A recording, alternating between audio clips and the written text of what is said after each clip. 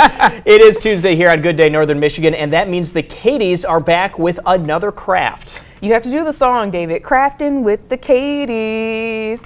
They're continuing their fall and Halloween DIYs this week, and they're going to show us some of those crafts that anyone can make, including painting a pumpkin.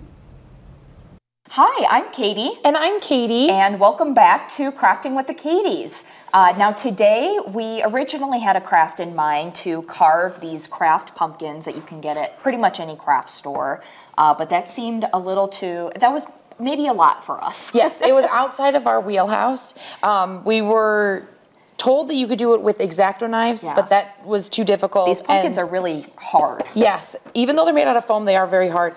And then they suggested maybe power tools, but I didn't want to get into that. So we pivoted from the power tools to paint. So I made this and then decided to just paint it. A B for Barecki and Boyer. We are both Katie B's. My original idea, what I wanted to do was just some very simple thumbprint ghosts that, you know, maybe you have kids at home, grandchildren, and you're looking for a fun fall project to do. Yeah. You would have this for every year. You can bring it out every fall. And super easy to do. So that's what we're going to be doing today.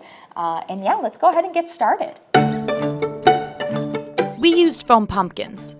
They're expensive, but we were able to find them for 60% off. If you're looking for a temporary decoration, real pumpkins work fine. White paint for the bodies, black paint, and a small brush for the eyes. We don't need a brush for the white paint. Pour the paint on a plate and use your thumb to create the ghost outline. We are stamping our thumbs and making our way around the pumpkin. Fill in any missing spots. You might have to stamp your thumb twice to fully cover the orange. Don't worry if it drips. That just adds extra flair. So we're done with all of our thumbprints around our pumpkins. Yes, I'm so excited. I am too. We're gonna give it some time to dry, and after the break, we're gonna come back and dot some eyes of these ghosts. Give them some personality. Yeah. And we're back. So all of our ghosts are pretty much dry. So what we're gonna do now is we're going to add the eyes and maybe a couple of ghost mouths for some spooky sounds. Yes. We are either gonna use a Sharpie or we also have black paint. So it's whatever you guys have at home or whatever you feel comfortable using. So we're gonna get started. Okay, the Sharpie idea quickly turned sour. The paint from the ghost didn't like the ink, so I gave up and started using the paintbrush. You know the drill. Put some black paint on a plate and use a tiny brush for the eyes. This was time consuming, dotting all those eyes. I made little mouths on most of my ghosts. This step took extra time because we kept taking breaks to call our little ghosts cute.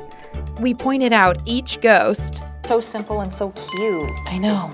Oh my gosh, this is by far the cutest. Very fun. I can't help but smile because they're adorable. This one might be even, I mean, I guess every single ghost one we make is cute. That is true. I really enjoyed the ghost ones. Every thumbprint became a Rorschach test. I mean, but maybe. This one kind of looks like the state of Michigan. Yeah, he kind of does.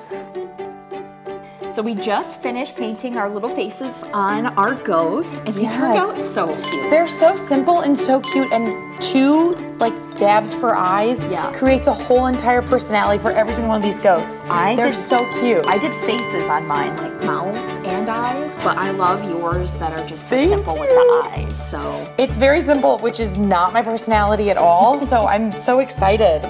Yeah, try something different. Yeah. All right, well, thank you so much for watching. Thanks, guys. See you next week. Half dozen cutes in there. The Katies join us now with the finished product. So we learned today you draw the line at power tools and crafts that require drill bits. Correct. Yes. Correct. Yeah. No, not for us. No, not for me. So where did this idea come from? Where'd you find it? Katie, you found it. I did, yeah. Well, I've seen always these carvable pumpkins, and I've always wanted to try carving one of these pumpkins because it's something really cool to bring out every year, and you know, you don't have to go out and pick a pumpkin, although that's a very fun tradition. You know, you can kind of create something that's your own, customized to you or your family. And so, yeah, I always wanted to try it out, but then, of course, the Power Tools thing didn't work. Yeah, that was a line. You got one on here that kind of looks like the state of Michigan. This one? This one right here. I don't know if we can zoom in on it, but... Yeah, any little mistake just turns into a ghost personality. And, you know, at the end of the day, no two ghosts look alike. And this I'm is sure.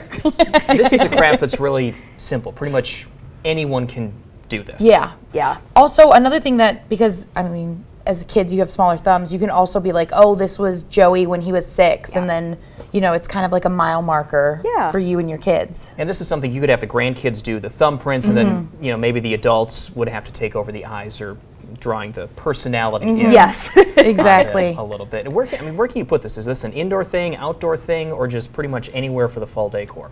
Oh, anywhere. Absolutely. Yeah. It can go inside, outside. I mean, if you really wanted to do the Power Tools, maybe, you know, put a little light on the bottom. Maybe, yeah. I don't know. I've also seen white pumpkins where people stamp their thumbs orange and turn their thumbprints into pumpkins. So like little pumpkins on a pumpkin. It's very meta, you know. It all works out. But this was I'm trying not to say cute too many times, but this was adorable.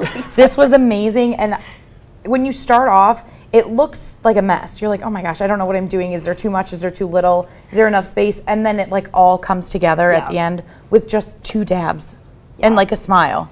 It was really very cool. I love this. This is probably my favorite. You can never have too few or too many thumbprints. This is a correct. craft. You can't really screw it up. No. Yeah, it's very fun, very simple. Yeah, and anybody can do it. And you can use real pumpkins too. These are foam pumpkins that you can bring out again and again, but if you don't want to carve your pumpkin, you know, don't want knives around your little kids, then just stamp it up. Yeah. You know? Crafting with the Katies. Good stuff. Once again, the fall theme continues next week. Yes. Oh, absolutely. Yes. With some garland. Yes. So we're almost kind of starting to transition a little bit. Kind of knocking on the door of the Christmas crafts. We're still going fall. Oh, yes. We're going fall when it comes to like Thanksgiving, but then we'll do Christmas. We promise. Yeah, we'll do Christmas. We'll see you next Tuesday. All right. Thanks, David. Katie, thanks so much. We have a magical pantry for you and the kids coming up. Award-winning food writers Sarah Gillingham and Dana Bowen are sharing some ideas to connect with your kids in the kitchen. And pumpkins serve as much more than just decor. They are a great source of vitamin A. 1 cup of pumpkin contains 87% of your daily recommended intake. It is cholesterol-free, sodium-free, fat-free, and a great source of fiber. We'll be right back.